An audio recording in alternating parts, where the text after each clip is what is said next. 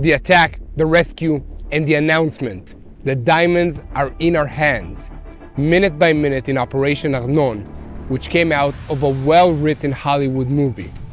One day after the dramatic operation to free 4 Israeli hostages, we're still processing everything that we just saw, and the IDF is releasing new details.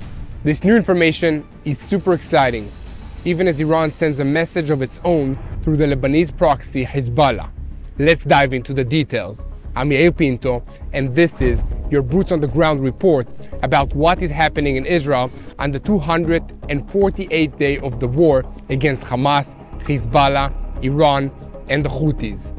In the heart of the Nuseirat refugee camp in the Gaza Strip, one of the most daring operations since the beginning of the war took place.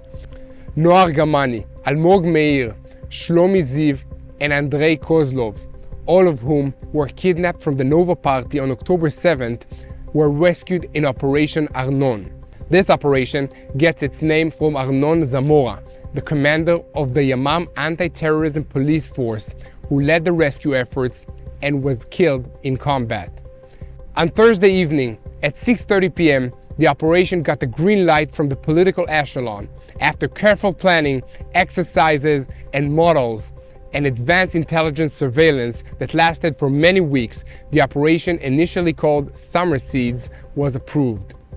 The confirmation was made in a classified discussion, and everybody was waiting for the right moment. To set the stage, the 2 multi-story buildings where the hostages were being held were a few hundred yards away from each other. This complicated the planning and execution of the rescue. Also complicated things was the fact that Palestinian civilians lived in these buildings as well, surrounding the hostages and the armed guards who were holding them.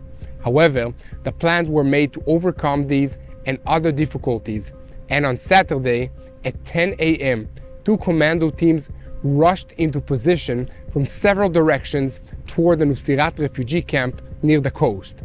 The forces moved undetected in broad daylight, secretly, to the 2 buildings where the abductees were held, with thousands of Palestinians and hundreds of terrorists from the local Hamas battalion amongst them.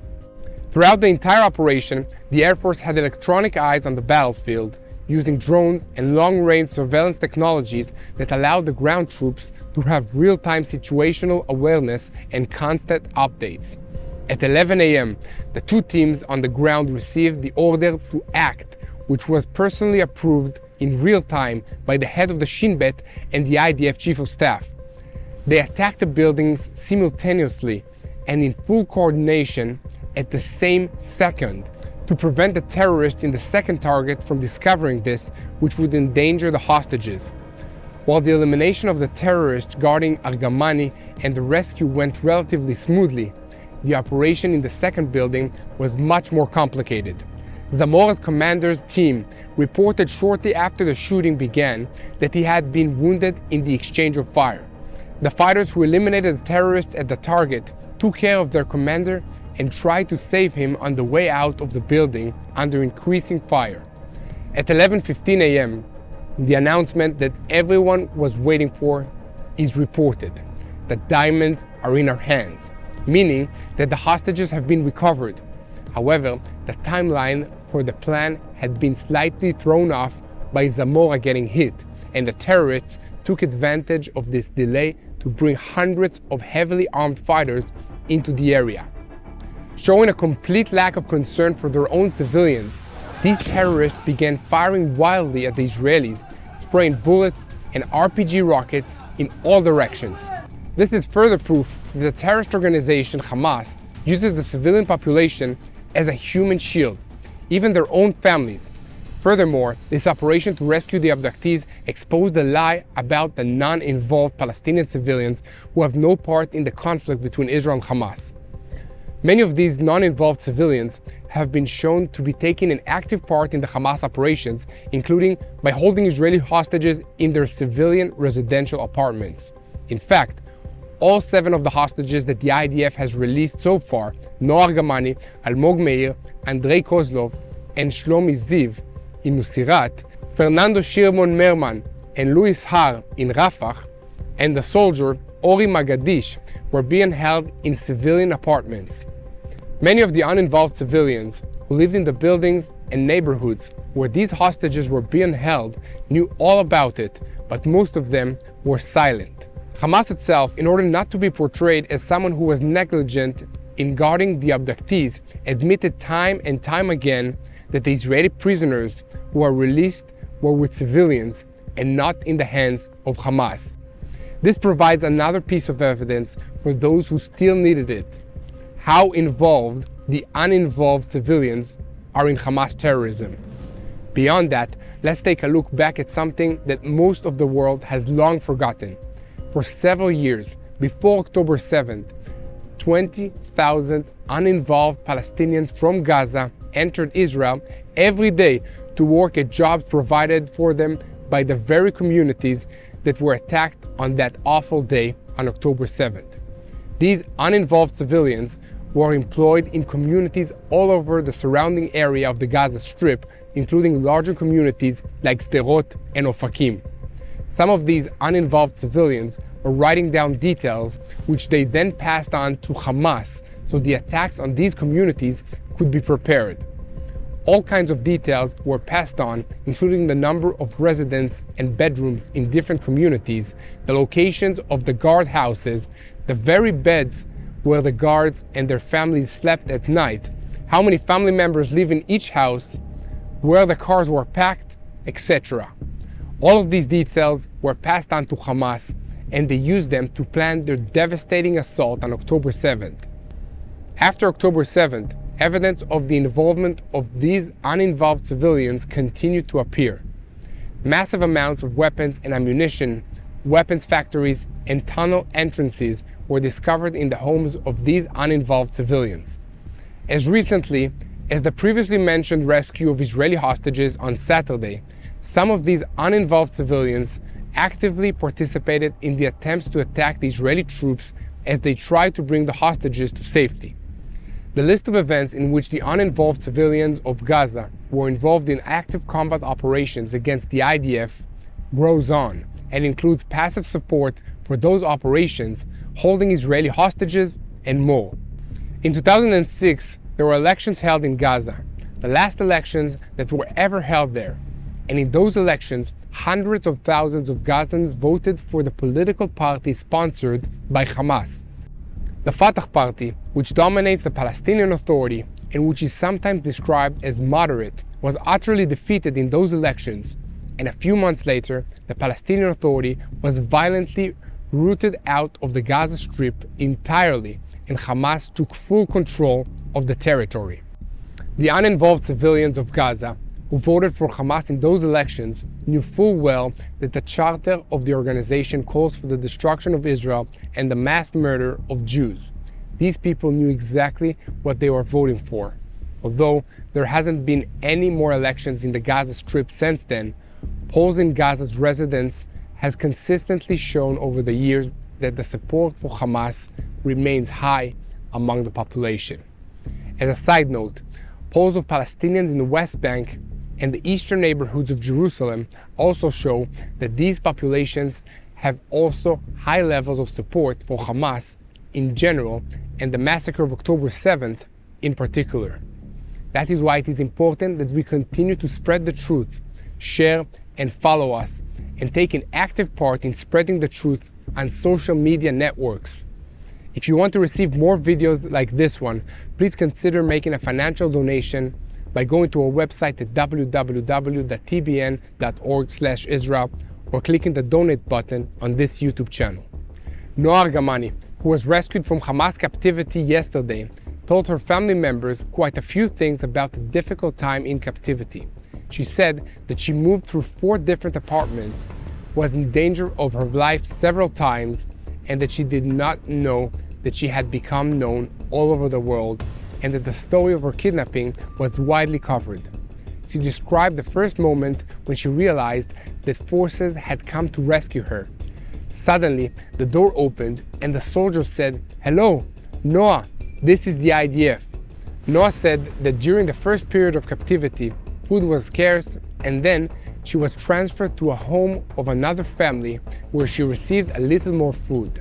In the last house, where she was kept, she was put to work cleaning and washing the dishes after meals. On the morning of the rescue, Noa was washing dishes when suddenly she heard a scream from the living room.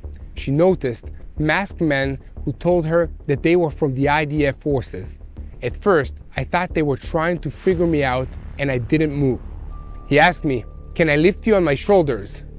Then I realized it was happening. Noa said that on the way to the rescue point, the truck got stuck. It was scary. She added, "The fighters were brave. It was a matter of a second and I could not be here today." Noa, I want to tell you that the heart of all the people of Israel is with you.